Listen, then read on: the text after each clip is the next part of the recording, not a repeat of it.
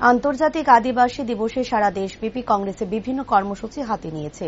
তারই অঙ্গ হিসেবে প্রদেশ কংগ্রেস রাজ্যেও 3 দিন ব্যাপী বিভিন্ন কর্মসূচির উদ্যোগ গ্রহণ করেন।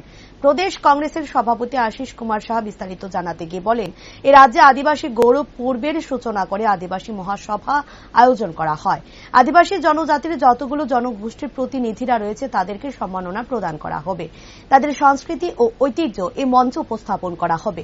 তার পাশাপাশি রাজ্যের আদিবাসীদের অতীত ও বর্তমান অর্থ সামাজিক রাজনৈতিক বিষয়গুলোর উপর বিভিন্ন বক্তারা বক্তব্য রাখবে এই সমাজকে এগিয়ে নিয়ে যাওয়ার লক্ষ্যে। প্রদেশ কংগ্রেস কিভাবে পালন করছে?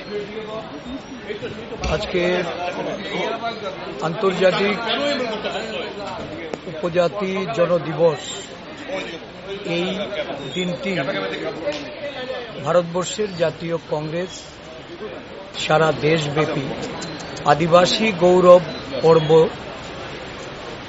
এই দিনে সূচনা করছেন এবং এটা চলবে। এই দিনটিকে উদযাপন করার জন্য সর্বভারতীয় কংগ্রেস কমিটি কতগুলি কর্মসূচি প্রত্যেকটা প্রদেশ কংগ্রেস কমিটিকে প্রদান করেছে। আমরা এই রাজ্যে আজকে আদিবাসী গৌরব পর্বের সূচনা করে আদিবাসী মহাসভা আয়োজন করেছি।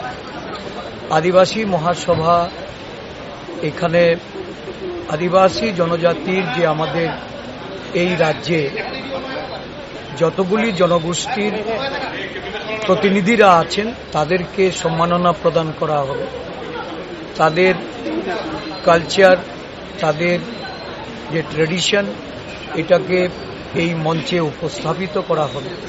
সাথে সাথে এই রাজ্যের আদিবাসীদের অতীত এবং তাদের বর্তমান যে আর্থসামাজিক রাজনৈতিক এই